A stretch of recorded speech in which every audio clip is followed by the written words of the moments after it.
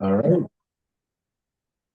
Okay, thank you, everybody. It is Monday, November 3rd, and we are kicking off the November Rec Commission meeting. First item on the agenda is approval of minutes. We've got in here the September minutes. We'll actually be approving the October 20th minutes from just a couple of weeks ago as we're wrapping up some of those other minutes. So Jonas sent those out to everybody earlier this week. Hopefully everyone had the chance to review them. Can I get a motion to approve those? I approve them. All right, Chris, and then a second. I'll second that. Thank you, Matt. All right. Any discussion on those minutes? Nope. All right. Then all in favor? Aye. Aye. Aye. All right. It sounded all right. The minutes pass. Okay. Next up, we have public comment. I see we do have a couple of attendees in the list.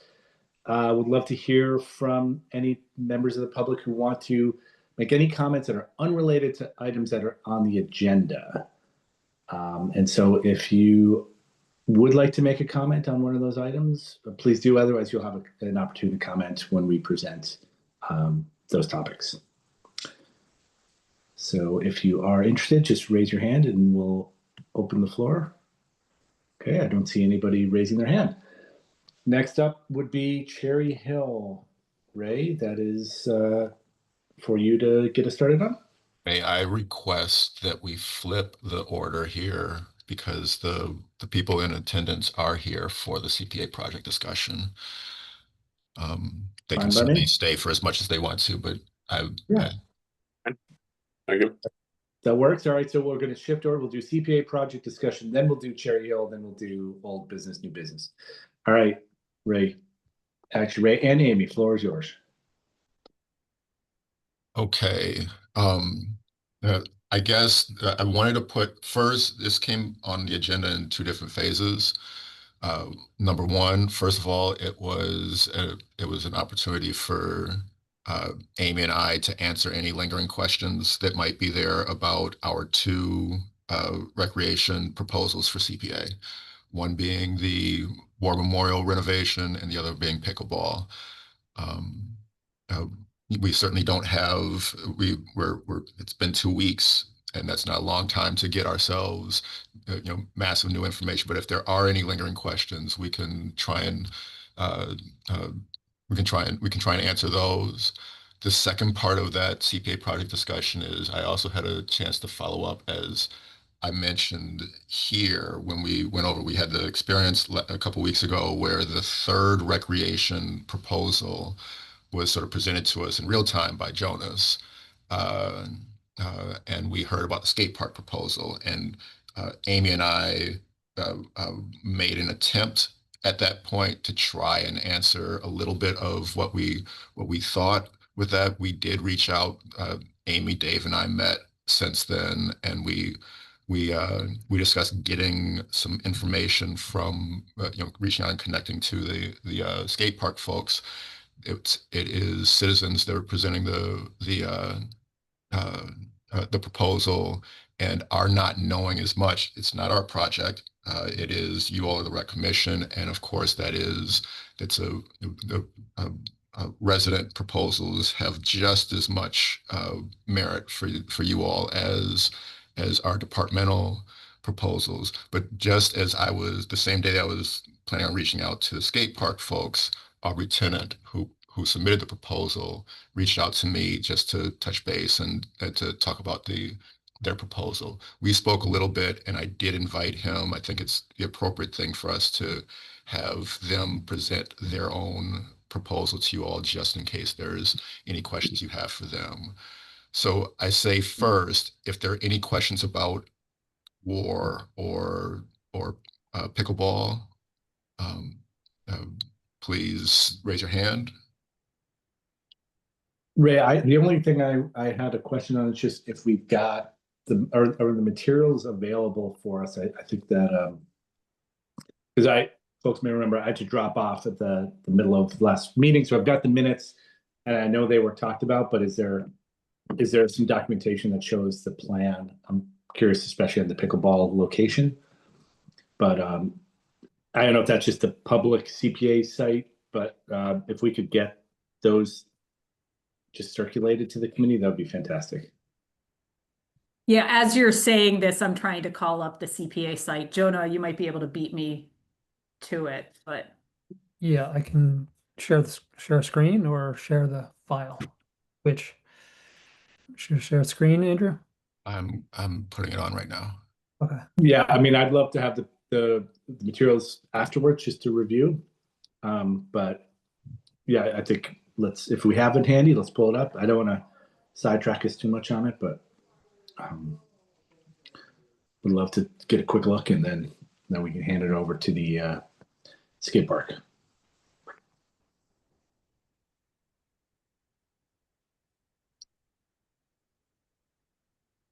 Right. So why don't we do the Right. skate park? Why don't we do the skate park while we're finding that stuff? Just for yeah, I mean, Ray, I have this stuff, but I don't know if you have the ability to share screen. I think I just made it Okay. available. Yeah, multiple participants. So share screen is on.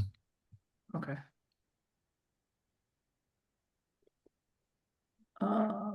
There we go. Okay. So we are going to show this screen. Share. You guys are seeing that. So this is the whole proposal, which on the CPA site, but I think this is what you were looking for, correct? Is just the general layout. And this is, I mean, because this isn't like 100% design, but it shows the intent of where it's going to go. The schematic that I had to use when we were putting this in does show the construction access path. So the construction access that we'd have to build from Mill Lane. What it isn't showing on this, but I want to kind of talk about is, obviously this also isn't going to include access coming from the facilities, the comfort station, the playground, splash pad area, that does have to be ADA accessible. We just haven't 100% designed that. And so we didn't want to show something that might be very different. Especially given the slope, it's going to take a little bit to kind of design that in. But yeah, and that was sort of. But this gives at least a general idea of where we're looking at. Okay, thank you. Yeah. Thank you for sharing this. That ADA access was the item that was tripping me up, because I feel like when we've talked about projects in the past in Groff Park, that was like an exorbitant cost to be able to do that. And it looks like I don't see a scale on this. I guess at the bottom, you're a good couple 100 feet of ADA access there. I mean, some of it too with the ADA access, if you recall, we got funds this year through CPA to do a survey of the entire Groff Park site. And now, granted, it's the intent of it was looking at getting ADA access down to the pavilion, but the silver lining of it is that it will actually give us much more detail in this area. And so we can also use that to design, where right now all we have is kind of the GIS mapping to design. And so we would have to kind of tweak it a little bit anyway. So that information is forthcoming. Okay, I guess, is this a situation where the money that we have allocated, like, could we actually afford just ballpark in this location right here? Do you think that the CPA funds would be enough if we got more to be able to complete the project with what's already covered? I'm going to flip to the next page, which shows you, this is the estimate. And again, there's some roughness and some contingency built into these numbers because we don't know the exact, but we did decide at one point we were looking at, do we submit for some of the cost, but not all of the cost, but the construction is going to happen all at once. And so while it's a higher number than we want, we at least wanted to kind of put in for all of it. So we're putting in for enough that should be able to get us the pickleball courts in that site. And the access. Okay. And the access and all of that, and I will be clear that if we're a little overestimating here, then, it might be a conversation of, can we put a fourth pickleball court there? Or, you know what I'm saying? Like, that's where I think the barrier of cost with the ADA access and the the construction access are the bigger pieces. And so it, we may be able to get another court out there, depending on how costs come in. Okay, that'd be fantastic. All right. And So- Thank you for, yeah, this helps me a lot. The Are sound, there any questions before I take this down? not a question, but a comment, the sound attenuation is built in. I think that's kind of key. Yeah. Also, Yeah, Do we need the sound attenuation though, if it's that far off of Mill Lane? so I'll say a couple things about that. I mean, one is that, Ray is actively working with our procurement department right now to get a sound study. So we'll know this a little better, but we didn't want the lack of having funding for that to be the thing that caused this project to not happen. But what you can't see on this, the nearest houses, we have houses across the road. Right. And there is one house that's right on the other side of this tree belt that's on the same side of the road as Mill. I think we measured from this rough location. Again, this is just a rough location, but we measured from here to the back of their property line. And it's like, I think it's about 585 feet, and 600 feet is kind of that guideline that the people at Quantis were talking about. So that property is ever so slightly within that. And some of it might just come down to whether the pickleball courts go here or whether they go a little closer, like some of that we might, Yeah. the houses across the road are outside of that 600 feet, but the sound study, it's going to tell us if, how big of an issue that might be or how much we might have to do to try to alleviate some of the sounds at the neighbors. Okay. Yeah, I mean, my thought is if we're budgeting for the noise attenuation and it's effective, then why not look at Kiwanis again and save on some of this other access, right? I mean, it just, I know that was really the death knell of that proposal is just the abutting tenant or abutting landowners who were too close, but. I mean, in that case, though, I think, again, I'm not an expert. They presented a lot of information. They did a lot of research on the sound. My understanding was that within, I don't know if it's within 400 feet or 200 feet, but there was a certain radius that if you were within that, even with sound attenuation, you might be asking for, a nuisance that neighbors are really not going to be accepting of. And 600 feet is that barrier, at least, based on their research, that you may not need it, or you might only need a little bit of sound attenuation to alleviate what people can reasonably expect. So, and not for nothing, the Kiwanis, the near neighbor in that case, was inside of 200 feet. 200, yeah, that neighbor was really close. So. Yeah, no, I mean, this location is, I mean, you're going to be walking 400 or 500 feet from the parking lot, and that parking lot fills up on a nice day. That parking lot fills up, in which case you're parking on that sort of single lane almost that leads in which case you might be walking 700 or 800 feet for a pickleball where you don't even know if the courts are occupied. Right. That's one of the things that when I used to do some tennis in my days, I would, you could drive by and get a sense of whether the courts were available. You wouldn't really be able to do that in this arrangement, which presents a nuisance for those players who have a long walk ahead to figure out whether they could even get on. And do you mean if they're parking in the parking lot, in the existing parking lot, they won't know if there's mobile courts? Yeah, I mean, because from my experience, that existing parking lot, again, on a nice day, fills up, and you are, it's not uncommon for the parking to go all the way back towards Mill Lane, and then you've got a long hike to get over to those. Yeah. I think though, well, if there's sound attenuation, meaning some kind of blankets or something, that might be an issue. But if they're open, you might even have line of sight to them, right? Yeah. Yeah. You can see those courts from the road depending on what the attenuation Can you is though? looking like. I wouldn't think that you could, just because it plateaus up there, right? I mean, you go up and then it plateaus. I thought that it kind of drops out of your sight line. if you're in the main parking area. And also hear it though. Yeah, I think you would see it. I think what they're saying From is Mill along Lane. the lane if you're driving in, so it might depend on which direction you're approaching it. Yeah. Because you're right, if you're coming in from like Route 116 and then Correct. coming in, you might Correct. not see it, but yeah.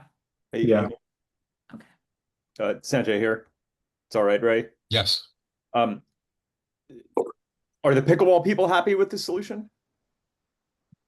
They are excited as far as I can tell. When we did our community uh, uh, sort of conversation at Groff, when we took the pin out of it and said Groff is our location, a bunch of the pickleball community came over and they expressed number one, a lobby, the power of a lobby to try and convince anybody who wasn't convinced that pickleball is worth it, that it's worth it, and they also seem to like the space where we were. That's great.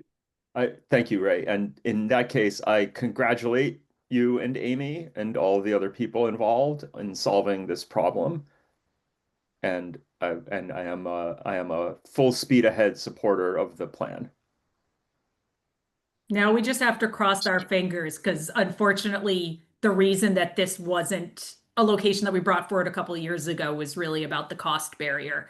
And Yeah, so, I understand. that is still a barrier that we have to try to work through. But, the more people that support it, the more likelihood, or the more likely that hopefully this is successful. Yeah, and frankly, like getting support for a more expensive option, you have a more credible position when you've tried the less expensive options. And the Kiwanis field, the Kiwanis solution was never going to be acceptable. Yeah. So I congratulate you on finding a solution, and we should go full speed ahead on it. Great. Thank you, Sanjay. Any other comments on either? Amy, were you? No, I was just going to say, like, I can stop sharing if we're good with this, but I didn't know if anybody else had any other comments or things they wanted to see in this. I'm good. I think we're good. Thank you. Okay. All right. If you are okay with it, I can bring in the skate park. Love it. Let's do it.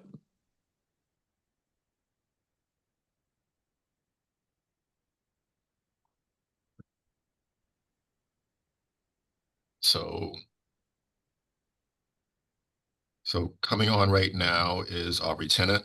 Welcome, Aubrey. Aubrey, you met me. I'm Ray Harp, the Director of Recreation. Jonas Cox is the representative for CPAC from the Rec Commission. Andy McDougall is the chair of the Rec Commission. And Amy Ruzecki, by the way, is our assistant director. Amy is the assistant director of DPW. Sanjay, Chris, and Matt are all members of the Rec Commission. Aubrey Tennant.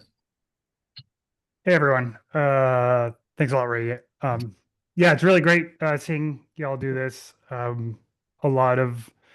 We're very honored to be here and collaborate with the Rec Commission. Like just about recreation and seeing so many crazy $1 trillion companies investing more money into competing for our attention on screens. It's like physical recreation's almost a rebellious act nowadays. So it's really exciting for me to and us to be collaborating with y'all. So thank you. So I was just going to introduce ourselves really quickly, do a summary of the proposals we have, and that's essentially it for today. I can share the proposal if you haven't all seen it. Yeah, Aubrey, I would love to see that if you don't mind. Ray, can we enable sharing for Aubrey, or do you have it to pull up? It's still on. It's still on. So Aubrey, you can share. Yeah. All right. Let me just Thanks. open it up here. One moment.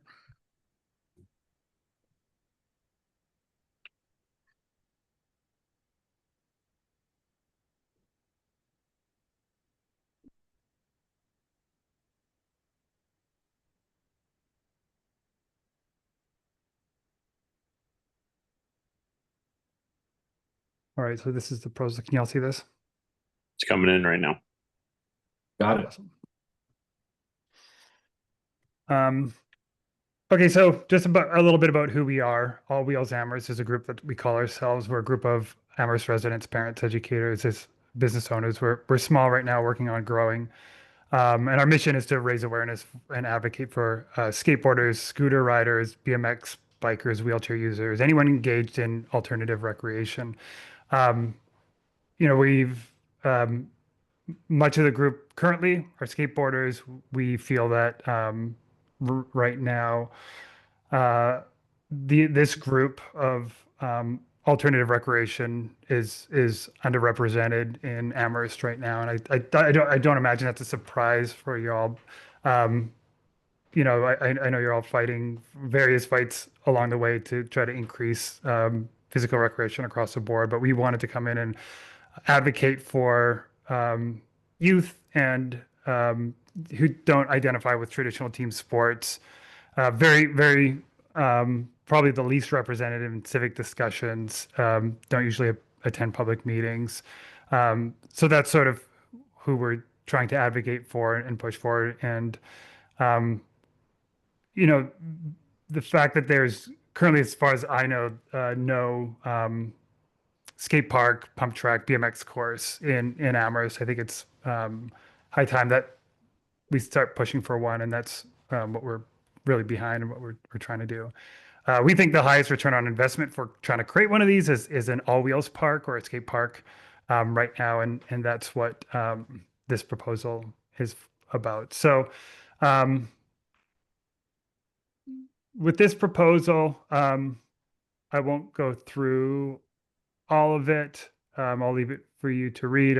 A lot of it is sort of the mission and context, some information and education on why all-wheel parks are such a good idea, the benefits that they offer communities, how much progress has been made over the years in creating well-designed, accessible all wheels parks, and and some community input on there as well. I added this when we were putting it together. I've recently learned that this is sort of a previous plan that has evolved since there. So I just wanted to say, and it mentions it in the plan, that we're not committed to any single location yet. Our priority is collaboration, finding the site that best aligns with community needs and sort of like the long-term recreation vision of that. So yeah, that, this is on here. The War Memorial is still, I think it's a great place to put it. Obviously, there's a lot that needs to happen still before it can be considered in a much more serious respect.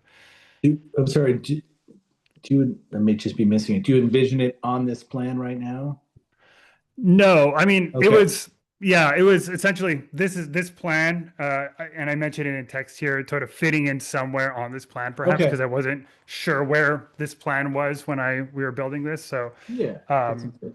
yeah, one of the reasons why it's great for us to be working with the Rec Commission and talking to Ray already was very eye-opening to where things are at right now.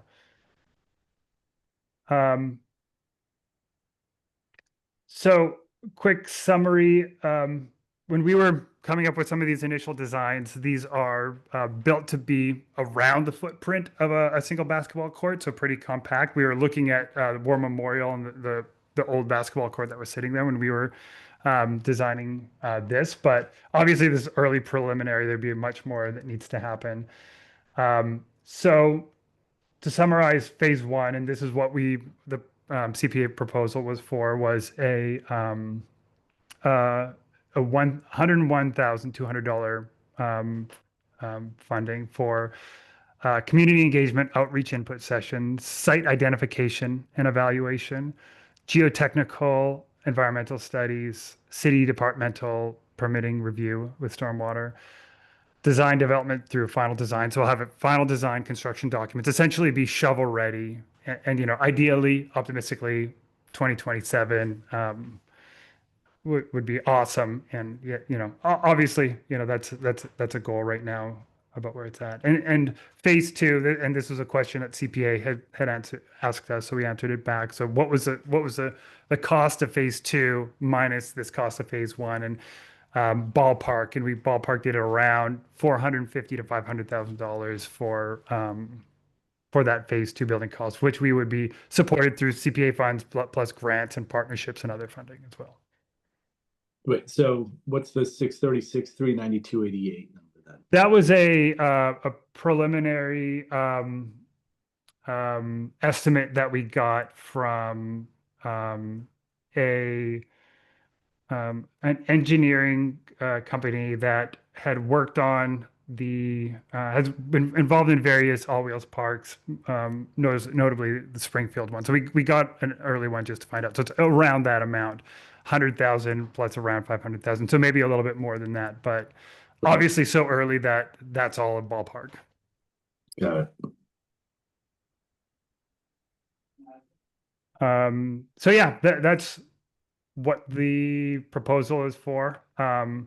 We've got, yeah, those are the details, some next steps for the project. And we've got a resident survey up. So right now, what we're planning on doing is making some updates to this, sharing this out, starting to get more community awareness for the project, and getting feedback from the community about what people want out of a skate park. So yeah, we're excited to work with y'all in the rec committee and the town. So if anybody has questions, info, ideas, concerns, or want to help spread the word, please do so. So thank you. Thank you. Thanks, Aubrey. Appreciate it. I got a couple of quick questions here off the top of my. Do you have a sense of the size of the user community here? No, that's something that I looked into.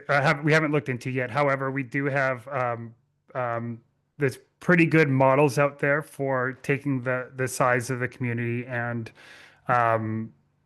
determining the size of the skate park that we would need. So Okay.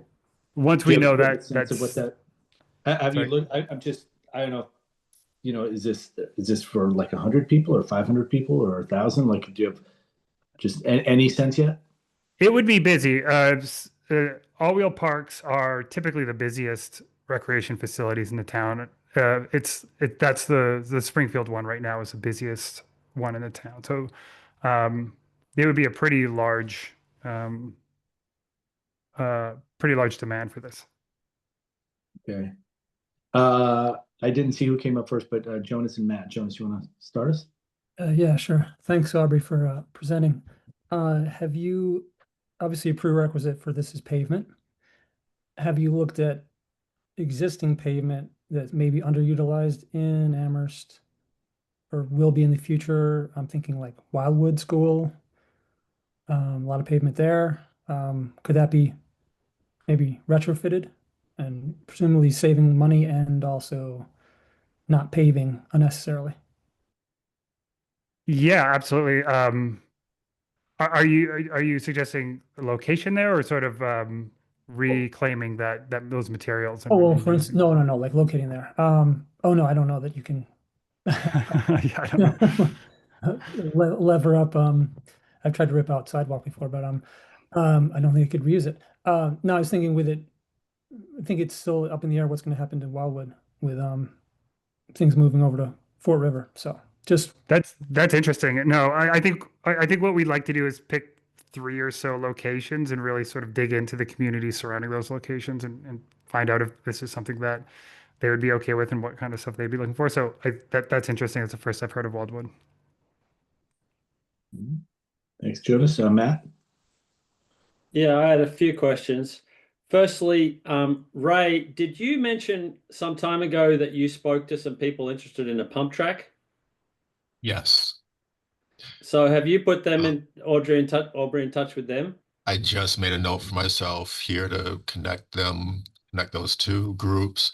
I haven't talked to the pump track folks in a little while. I mentioned it to Aubrey when we spoke last week, that I did start having a conversation about a pump track, but there is obviously some overlap there that Aubrey, I'd be happy to connect you with with them because it could be very, very similar uh, advocacy.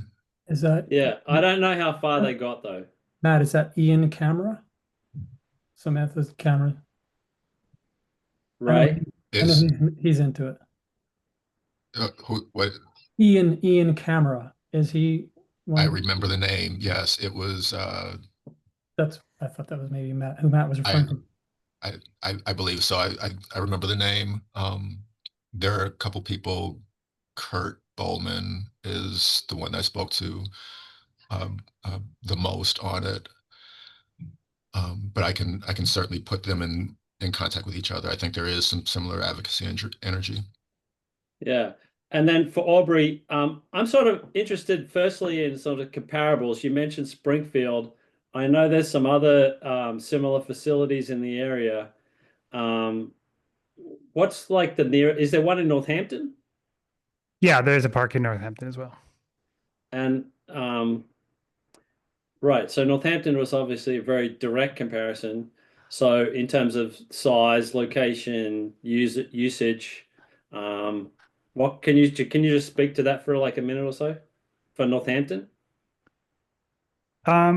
Yeah, I think, and it's worth noting too that East Hampton had a park approved and is in the design phase of a new park as well. Yeah, I think Northampton is it's a really great park, but there's learnings along the way, and I think that was built. Um, I want to say at least 10 years ago. Um, a lot has been learned about designing skate parks since then, especially about accessibility and sort of some of the features that are on a skate park. Um, Typically, the user base on a skate park are kids on scooters. You'll see a ton of kids on scooters and on bikes. The bowl, which is the main feature of the Northampton, is pretty inaccessible to those users. So typically, when you're starting a park, you're starting with something that's a little bit less of that, and then if the user base is big enough, you can add something like a bowl on. And a bowl and a pump track are similar features to something like an all wheels park. Both obviously different functions, different results, but yeah, I think that's sort of how we see Northampton Skate Park, and also the location is an interesting factor too. The more skate parks are visible to more of the public, the better they're kept, the less graffiti they have, the more they're self maintained. So the Northampton one is a little tucked away, and because of that, you'll see some of those effects. Yeah. How close do you think it can be to residential houses? I think pretty close. Sound wise, a good comparison is a basketball court. Um, they're very similar sound wise, and a well built park is more quiet as well. Right. If that's Yeah. the factor you're talking about is sound. Well, I guess that's one that comes to mind after all the whole pickleball epic that we've been through over the last 5 or 6 years. I've heard about that. Uh, yeah, some of the locations you're probably considering are a little bit up in the air, like with the War Memorial area, which is town property, the community field there. Sort of south of the pool is an area that, in the most recent sort of draft plan, I think, Amy, was there some kind of similar facility in there? Yeah, I But mean, anyway.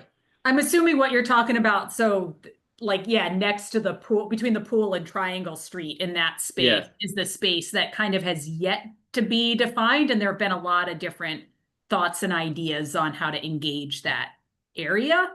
And a pump track was one of the ideas that, has been part of that conversation. So, Yeah, but Yeah. that's kind of up in the air because we don't really know what's happening with War Memorial Pool. yeah, I mean, yeah, And then- that's the elephant in the room that, until we know what is happening with the pool house, you don't know what's happening with the rest of the space. Right. Is Wildwood's in a similar situation. is there a sense though that they could be co-located, though, a pump track and the skate park? Is that a question for me? That's a Like question for Aubrey. Co-located, as in like close to each other? Yeah, I mean, like I'm not sure I know you're not here about a pump track, but just I'm wondering if with the people on the call here, do we have a sense how much space? Because I imagine that the skate park it's got to be centrally located, right? Because I imagine certainly the BMX folks or cyclists who are going to want to cycle to it to use it. Yes. Many of them, at least. And a pump track near a skate park's awesome. Like, yeah, absolutely. Very similar, crossover in users for sure. Yeah, I mean, I would say for your CPA presentation, I would definitely want to try to get a much better sense of the user community. Like, again, the size of it, because it's a big ticket item that you have here, and one that probably would do best in some of, again, our most prized real estate for rec today. I think we need to, again, I'm not on the CPA, it's up to them to decide, but I would certainly want to be able to make an informed decision, have that sense. And then as a rec commission, I would want us to have a sense of what that looks like as well. Yeah, no, absolutely. I'm fully confident that it'll be a large group, but yeah, more. I'd love to dig in and get some really hard data on that. And then the only other question I had, and this is, I don't want to sound naive. I'm certainly aware of, having skateboarded a little bit earlier in my life, is I'm sure there's some folks who might have concerns around safety. Like, how are we positioned to that, knowing that some of the items you might find in a skate park could be a little bit more higher risk depending on, a user's risk tolerance. Like, is this an area that might be, that we might be looking at a higher degree of injury that the town might be liable for or on the hook for? There's been a lot of research on that, and it's actually the opposite. Safe parks are one of the safest recreation activities, even compared to soccer, basketball. Yeah, it's pretty clear it's a pretty safe sport.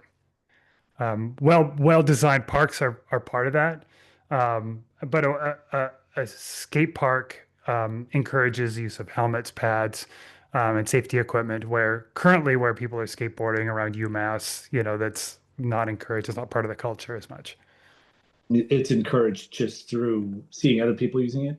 I mean, it's not supervised, obviously, right? It's just, yeah, it's more of a cultural thing. People in parks wear pads. I'm fully padded up, fully helmeted up. It's a common thing. Not everybody does, but even those who aren't wearing pads, it's the data is showing that it's safe. And I can share some of these things too if you're all interested. There's definitely good stuff out there. Yeah. I would think that it's safer to skate in a skate park than to skate like somewhere else. or else, Probably. for sure. Yeah. But then it's just, in relative terms, I 100% agree with that. But from a town's perspective, would they be better off having a basketball court or a skate park from a safety perspective? And again, I'm not casting any judgments. I just think it's something that, you should be prepared to answer those questions. And, I think it'd be good for this committee to hear that as well. 100%. Yeah. I'll make sure that I have some links to this data that I'm talking about. Yeah, I mean, it's a lot of money that you're asking for, right? So like you'll need to have a very compelling case to say why this makes more sense over the other, whatever, Jonas, 20 I don't know how many projects are in this year's bucket, but a bunch. So, all right. Any other questions for just real quick, Andy? I might have misunderstood. What is the actual request amount? Is it for the full amount for phase 1 and phase 2, or is it just for the planning and scoping exercise? The proposal is for phase 1, roughly $100,000. So is that the amount, Andy, when you're describing it as a large amount of money that you were thinking? I was thinking of the... No, I was talking about the full amount, right? Because I think there's Right. a scope. Yeah. So I think in aggregate, like if we're going to go down the road of phase 1, presumably that's what the expectation that we would also do phase 2. right? Well, I don't know about that. I mean, Well, I mean, I think you would only want to spend the money with the expectation that you would do it, right? Or have some better I don't think of, expectation. I don't really think of planning and scoping exercises as being that. I mean, the town spends a lot of money on studies and consultants for lots of stuff, some of which happens and some of which doesn't. So I actually quite appreciate the way Aubrey has presented a phased proposal here. I do too, yeah. And I don't think that to fund a study of an activity uh, presumes completion of construction. Otherwise, he would just ask for 700,000, right? But I think what Andrew's saying maybe is let's have more definition around what it could be before So we that see it. so that's fine, Jonas. I Yeah. agree with that. I agree with many of the requests for sort of more detail. But I think we should be clear that Aubrey is not asking, not Aubrey, Aubrey's not the one asking, right? The proposal is not for $700,000. Yes. It's for $100,000. Yep. Which is well within the realm of normal for CPA requests. Yeah, no, that's a very good clarification, Sanjay. Thank you. All right, Amy? Yeah, sorry. I know I'm not on the committee, but I just kind of two things that I wanted to throw in. So one, just kind of Aubrey, as you're looking at spaces and that war memorial area, very savvy to pick that out. I more just wanted you to like know that a lot of the conversation about how to use that space was really looking at ways to engage the students that are right there and have a space. And so I think that's kind of good information for you to tuck away in your brain and kind of use that as you will. And then I also just kind of for everyone on the committee, unintentionally, we redid the North Common there. There's a lot of people, there's a couple of features in there that are intended for people to be sitting and eating. And I know there's a lot of people that are skateboarding on it. We see the evidence of it, whatever, they're using the space. We're okay with it. But I guess it was one of those surprising elements where that wasn't what it was intended for, but we're actually seeing a lot of use of people skateboarding. So it just shows me that there is actually people looking for spaces and using whatever they can. So I think, I don't know, that was just surprising to me. So again, use it as you will, but. The plight of the skateboarder, right? Yeah, exactly. Yeah. They were looking for a place and North Common gave them a place apparently. Yeah. So it's a surprising byproduct of that project. Sanjay. Yeah, I'm gonna come back to my earlier point. And Aubrey, I want to say that I really appreciate that this is a citizen-initiated proposal to CPA. Without sounding, trying not to sound negative towards Amy and Ray and the town and commission, I have observed that many of the CPA dollars are expended on town-initiated projects. And so I'm really appreciative of the fact that this is a citizen-initiated project. And then to come back to my point about a planning phase, I'll point out that for a town-initiated project, the town has many resources available to itself to answer the kinds of questions that people are posing to Aubrey. But Aubrey has only volunteer resources available to try to answer those questions. And so I think it's particularly appropriate for a citizen-initiated project to request a phase one funding for a phase one type of study. And I would like to have that entered in the record, as they say. Sounds good. Thank you, Sanjay. I mean, can I add to that though? Like, I 100% agree, Sanjay, but I will say, like, I think that's the value of, say, Aubrey coming to this committee and asking, because if this committee were to say, this is something that we support and we know there's a community that supports, then at least some of the research, like that's on Ray and myself. Sorry to throw you under the bus, Ray, but like that's on Ray and myself. Can we do some of the legwork? If this is something that the town thinks is valuable, we can lend some of those resources that we have towards initiatives. So some of that is just bringing it to the committee, getting the support of this committee and members of the community to say, we think it's, much like with pickleball. How much time have I spent on pickleball? But the community has said this is important. And so, Ray and myself and Dave Zomack have put a lot of time and resources behind it. If the town says the same about a skate park, then that's on us to help, support it and help as much as we can to serve you guys. So, Good. Thanks, Amy. And I'm sure that Aubrey's happy to hear that. yes.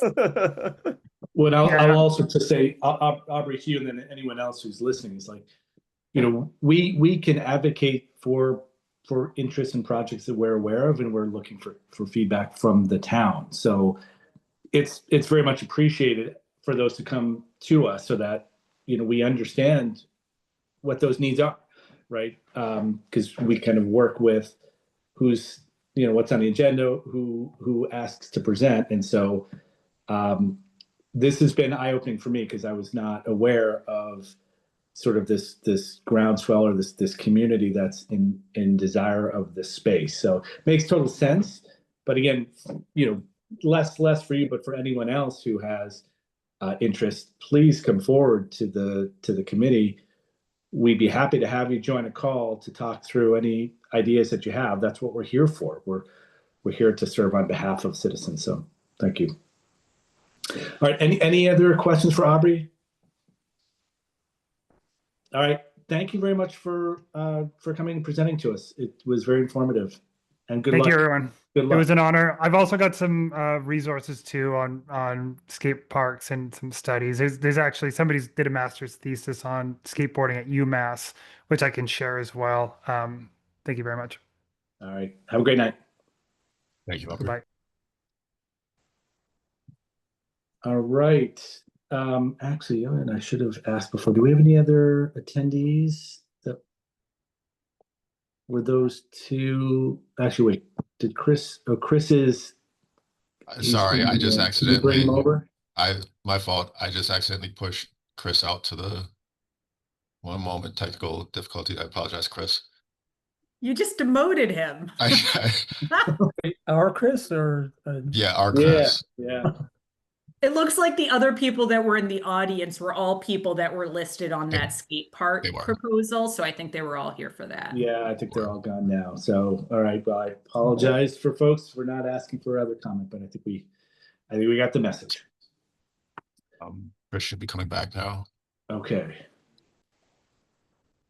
Should be. Give him a second. Chris, if Rejoin. you're there. Oh, Are you pulling him over? I'm trying. I would just leave and go. I'd be so sensitive. I'd be hurt, and I wouldn't come back. I think Chris maybe has thicker skin than I. We'll see. We've got quorum anyway, right? Stop it. We want Chris. Okay. Would be good to have Chris for the Chris here. update. All right. So going back on the agenda, so Cherry Hill, Ray, you want to lead us, and then Sanjay, Chris, obviously looking for your thoughts and input as well. I'm back, right? You can hear me now? Yeah, Chris. I apologize. That was my mistake. Sorry, Ray. I know you wanted to get rid of me right before Cherry Hill. Sent you to purgatory. Okay. Well, I want to just give an update right now. We are now, as of today, moving into the hibernation season at Cherry Hill. So the update for us in terms of programming is pretty consistent with prior practices. We set at the end of the season, we set the daylight savings time as the closing date for a few reasons. In terms of the money that we're making during the week, and in terms of the short hours, frost in the morning, and then short hours in the evening, it becomes harder for us to cover costs. And so we've pretty consistently closed golf operations on this past weekend. This was our last weekend this weekend. We have our disc golf consultant that comes in and sets up. He's coming in later on this week to basically spend a day and put our disc golf targets back out. And so that hibernation season, I say hibernation, hopefully as sort of a statement of irony, but we're bringing disc golf back out starting hopefully by next weekend, and having the targets back out slight change. The course will be very similar to what it was last year. There's a slight change to try and avoid the overlap with there's one, maybe two, but there's one space that was a pressure point in the overlap with Nordic skiing. And so we've tried to create less of a sort of seasonal overlap issue with that. At the same time, we are also, this has been much more a part of us for a long time. Nordic has been a part of that hibernation fingerprint out there for some time, and John Coelho is prepared to again commit our resources to grooming and maintaining those trails for the wintertime. We had a little bit of snow last year for the first time in a little while. We had a period of time over the course of the winter where we did have uh, groomable trails. Nordic was grateful, as they always are, for the space. Um, uh, uh, and this being what we call year zero for disc golf. Last year was year zero for disc golf, where we try to see, let's put it out there, see how they coexist, see what the programming looks like in this space, see where the pressure points are, see if there are disc golfers or Nordic skiers that have concerns about the other one or about their access, what have you. Um, we took our notes, and now we in general, we would like it to be that if there's snow for skiing, that disc golf isn't out there. We found that disc golfers are pretty intent. If they can get out there and play, they'll get out there and play. Maybe not a lot of them, but it's an open space for them to go out and play. If there's a if there isn't a lot of snow, then disc golf, I mean, Nordic skiing has a harder time using the space if there isn't obviously ski trails and groomed. But we'll be watching that, in this being year one here now. We'll be watching that a little bit closely. This year, we are also trying to, for the sake of both of those two ventures, Jose Allen and I have been brainstorming for the last couple weeks and beyond, but really trying to figure out for the last couple of weeks about trying to find ways to turn that clubhouse, small clubhouse, not a lot of amenities there, but turn that into a little bit of a North Amherst community center. Doing some program, doing some children's programming up there, doing some games nights up there. Uh, we've begun conversations with the Jones Library, who is in need of space for their programming, about having some days where we can offer them to come out and do some things in the Cherry Hill Clubhouse. This is for youth programming, and at the same time, it also allows us to have somebody provide access, maybe sell some concessions to provide access for both disc golf and Nordic skiing to use the clubhouse also. And so it's not entirely, we aren't going to be open like the golf season where we're open 7 days a week, but we can offer some times where we'll be there and open. We're working out the kinks of how to do that. Notably, what our figuring out our the cost of maintenance. It's a smaller cost here, but if you have the cost of maintenance for the bathrooms, for the clubhouse, it's built into the Cherry Hill Clubhouse attendance jobs. And so if we do this, then we just have to be prepared to pick up the small costs that are there also. But uh, um, the intent here this year is to try and see if we can't take all of these different pieces of our programming world and put them in closer, like jigsaw them a little bit, and have them support each other, have them work with and support each other a little bit. Uh, Goal intent, we are certainly the opportunity to sell some snacks, merchandise, if we can. It is the perfect time to start talking about that with disc golf, because we're looking for investment. We'll be able to put up some donation. Nordic skiing has been very familiar in the past with being asked to contribute and to put in. This gives a more formal way of doing that. And disc golf, we think, is certainly the time is right now because we are investing in them in a way that I think they're all appreciative and they know also. So it's a chance for us to try and build some revenue into Cherry Hill in the off season, which, as we all know, Cherry Hill is desperately looking for and looking at. The working group will be looking at that process here about how we build revenue in spaces that aren't necessarily just golf. Quick couple of questions here, Ray. So actually the same one that I had for Aubrey. Do you have a sense in year zero, I guess, how many people are using the disc golf and the Nordic, presuming we actually have snow? Are we able to size that? We haven't had a count. One of the things that I wanted to put Jose out there, if he's attending, or if we have a staff member out there attending the space, we'd like to be able to do these sort of snapshot head counts out there, looking at good weather, bad weather, looking at times of day. But we would like to be able to monitor a little bit more. We don't have a head count. We don't have traffic out there. Maybe Sanjay, do you all have any means of counting? Yeah, I think I can give an idea of what we're talking about for skiing. When the Amherst Nordic Ski Association was functioning, we had a listserv that was upwards of 200 people, basically all of whom were local, many of whom represented families, so more than one person. And just my familiarity with the number of days on which there's snow, and I'm out there a lot, we are well in excess of 1,000 skier days at Cherry Hill. That's great. All right. Those are the ones that you have contact with. There could be Yes. singletons going out there that aren't, they're free agents that are going out there just saying there's groom trails here too.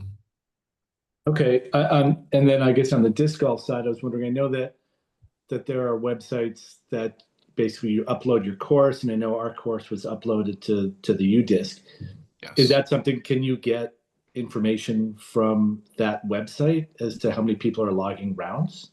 We definitely can get, I don't think we can get it from logged rounds. Okay, I mean, I know you can remember that enter being a around. I feature. just wonder if they might, they're in the business of trying to build the sport as well, whether they'd be able to or willing to share some of that information. Right. I don't know if it's any good either. I mean, when I play I generally don't log around, but nonetheless, Right. It might be a way to size the community a little bit. Is that just because of your score, Andy? That you It don't is. log your rounds? I can't count that high. Yeah. And then I guess the other two questions were around the Jones. So they're looking for space even with the expansion at North Amherst. Yes. Okay. I I mean, obviously, I know they're all in flux now with the state of construction, and then the last one was just, what are your thoughts on how would we monetize Nordic and disc golf in the winter? It's a multi-pronged approach, small bit from concessions and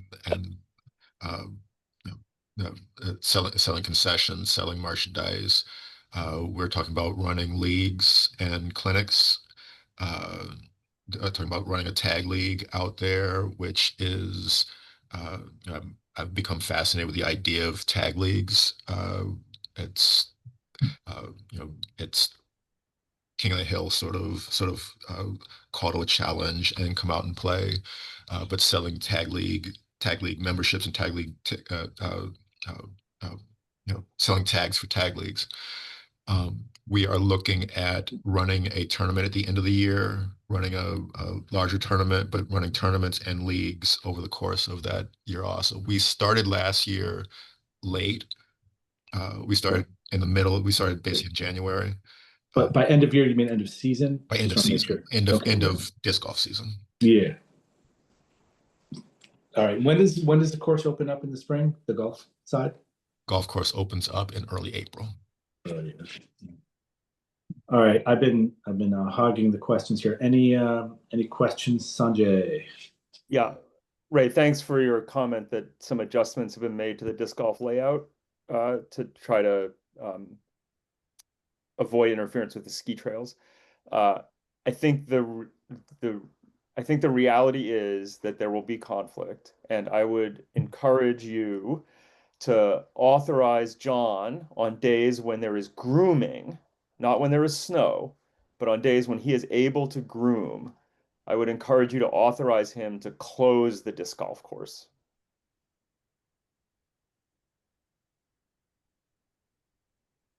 And I understand that that will never be monitored or enforced, but the mere presence of signage at the two key entry points, right, Pulpit Hill Road and the clubhouse, disc golf, groom skiing today, disc golf closed, right? The mere presence of those signs will provide some level of deterrence and does provide a little bit of sort of moral support to the skiers as we try to, as gracefully as we can, manage conflict. Did you run into that, Sanjay, last year, or do you know people who did? I'm just curious whether Yes, many folks. every day that John groomed, the trails were significantly impacted by foot and cart traffic. And one of the things is without monitors there, we couldn't specifically tell that it was disc golf and how many of them were disc golf because they have had the issue before, but we know that there was disc golf. We know that disc golf was being played out there. And it doesn't take many of them, to Sanjay's point, of course, if if uh, uh, if we have the signs up there and everybody follows them, then great, we've done our job. If three people decide they can run through, then it just takes three people to disturb the groomed order. No, it's a But at the great same, suggestion. Yeah, no, I think it's a great suggestion. I think also it's useful too in that it reminds both user communities that there's more than one use of that space. So awesome. All right, any other questions? All right, and I was Ray, do you know when say- we get any more stuff for that committee? it's Have you coming. got an email? I'm working with Dave to put together a packet for everybody. So that's Sorry, coming. were you asking about? Sorry, Chris, I was talking. Were you talking about the Cherry Hill Committee? The working group, Yeah, yes. we just haven't heard right, anything in a little that was while. my next question anyway. Okay. So we're putting together a packet for you all, and we're gonna have a initial meeting here coming up. Stay tuned. Okay, perfect. No, I'm excited about it. So good. Very good. Everybody's been seated at this point? Everyone's signed in or whatever? Okay, good. All right. Then we are up to old business. So old business, I know the last meeting I mentioned, Ray and I were going to try to connect to talk about some potential names. He and I didn't get a chance to do that. We'll try again this week. But reminder, we're a couple people down. So if you've got good candidates, please reach out to your network. Would love to get some female representation to make up for the fact that it's all people, all men on here. So that would be great. Other old business, I can't remember if I mentioned this or not, but we've talked about disc golf here on this committee in the past. Ray, Amy, and I are going to connect with Dave later this week to talk about that a little bit more in terms of maybe like permanent homes for that. So very early conversations, and then we'll brief the committee on anything that comes out of those, but that will be later this week. Ray, do you have any old business? I do not. All right. Any new business from anyone? All right. I think no report from me, and I assume none from you, Ray. We've probably heard everything. Oh, I have a request I put on the agenda for the next meeting. I think Monday in December is the 1st, and that happens to be my very first day of basketball tryouts, and so that'll be an impossible day for me to make on the first Monday of December. So I think I asked for the 8th, Monday the 8th. Let's see. Can we do a survey on this one? Because yes, I won't be available. You won't be available on the 8th? You will not. Okay, and I'm not sure if I will either. Can we get a couple of days, Ray? Let's put them in a survey. Okay, yeah. It will. Matt, I'm trying to remember, are you doing another awesome trip somewhere for 6 weeks? Yeah, for the month of December. That's what I thought. Okay. So, Got which means we would need everybody else because we need 4 for quorum. So let's just get a survey out and make sure we get 100% representation from the other 4 of us. Okay. Ray, do we have an Amherst Northampton game in the tip-off again at Mullins this year? It is not in the. I was terrified that it was my fault. It winds up not being entirely my fault. No, we're not. We're in the same league with Amherst, so we have them twice this year. Why am I doing this on the record? We have 2 games with them, but we didn't want to. When I say we, I mean Northampton High School did not want to give up the home gate from one of those games to play at a neutral site. So, all right, home gyms this year. We have an early one. We have home gyms both ways. Maybe even 3 or 4 times. Who knows? We're both pretty good. All right. All right. Go Canes. Yes. Say it with me, Ray. Sorry. So anyways, we'll see you guys. Thank you all. Thanks. Enjoy the rest of your week. Take care.